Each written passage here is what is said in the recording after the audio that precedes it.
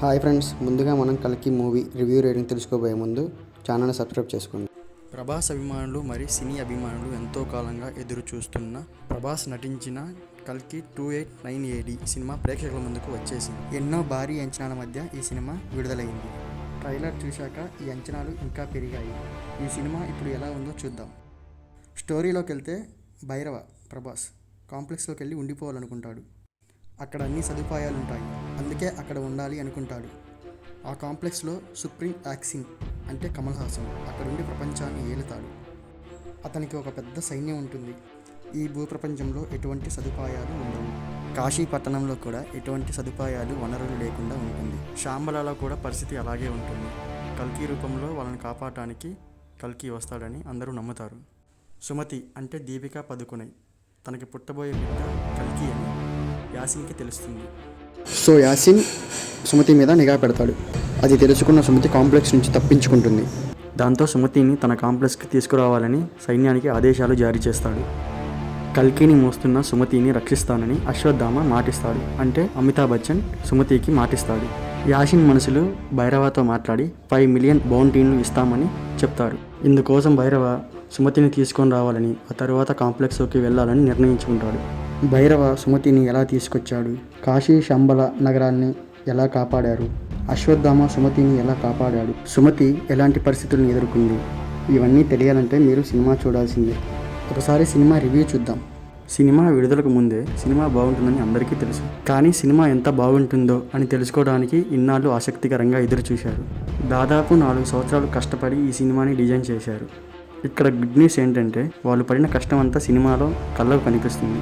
భారీ తారాగానం, భారీ సెట్టింగ్స్, భారీ ఫైట్ సీన్స్, ఇవన్నీ చిన్న విషయాల నుండి వాళ్ళు తీసుకున్న జాగ్రత్తలు సినిమాలో కళ్ళకు కనిపిస్తాయి. ముందుగా మనం మెచ్చుకోవాల్సింది డైరెక్టర్ నాగ్ అశ్విన్. ఇలాంటి కథను తీసుకురావటం, దాన్ని ఇంప్లిమెంట్ చేయటం, తెర మీదకి తీసుకొని రావటం సాధారణ విషయమైన కాదు. ఎంత గొప్ప డిజైన్ ఉంటే ఇలాంటి ఐడియాని తెరపైకి తీసుకొస్తారు. సినిమాలో కొన్ని ఆలోచింపజేసే అంశాలు ఉన్నాయి, పొరపాట్లు ఉన్నాయి, అయినా సినిమా అంతకంటే బాగుంది. ఇంకా సినిమా విషయానికి వస్తే సినిమాలో ఉన్న యాక్టర్స్ మొత్తం చాలా బాగా పర్ఫార్మెన్స్ చేశారు. దీపికా పదుకొనై డబ్బింగ్ విషయంలో మాత్రం సినిమాలో జాగ్రత్తలు తీసుకున్నారు. దిశా పటాని పాత్ర పెద్ద చెప్పుకోదగ్గ పాత్ర ఏమి కాదు. హీరో పక్కనే ఉంటారు. ప్రభాస్ తన పాత్రకి న్యాయం చేశాడు. సినిమాకి పెద్ద హైలైట్ అమితాబ్ బచ్చన్ అయితే మరొక పెద్ద highlight Kamal Haasan. First half మొత్తం అమితాబ్ బచ్చన్ మీదే నడుస్తుంది. కమల్ హాసన్ కనిపించేది కొంచెం సేపు అయినా అతనికి ఇచ్చిన డైలాగ్స్ చాలా పెద్దగా ఉన్నాయి. ఎంతో అవలీలగా కమల్ హాసన్ తన క్యారెక్టర్కి న్యాయం చేశాడు.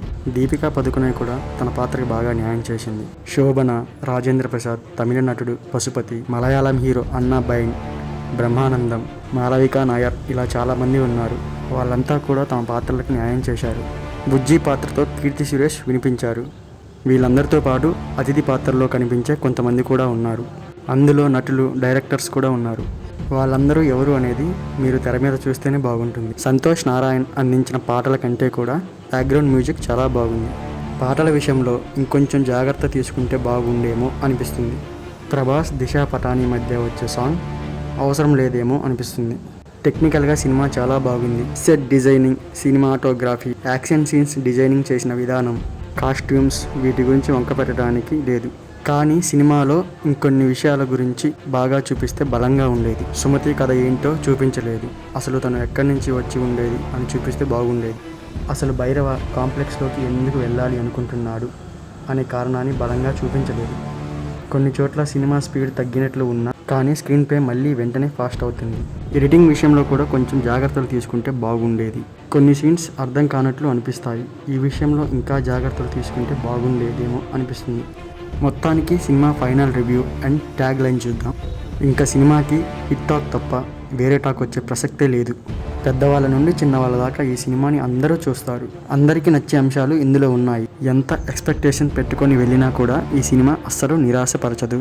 బాహుబలి, RR వంటి భారీ హిట్ల తరువాత మళ్ళీ తెలుగు ఇండస్ట్రీకి వచ్చిన ఒక గొప్ప చిత్రంగా కల్కి 2899 AD నిలుస్తుందని చెప్పుకోవచ్చు. ప్రభాస్, దీపికా పదుకొనై, అమితాబ్ బచ్చన్, కమల్ హాసన్, దుల్కర్ సల్మాన్, బ్రహ్మానందం గొప్ప నటుడు నటించిన ఈ చిత్రానికి మరియు డైరెక్షన్కి, స్క్రీన్ ప్లేకి, సెట్స్కి, బ్యాక్గ్రౌండ్ మ్యూజిక్కి young and dynamic director and Mahanati fame director Nag Ashwin గారు రూపొందించిన ఈ కల్కి 2899 AD మూవీకి నేను ఇచ్చే రేటింగ్ 3.25.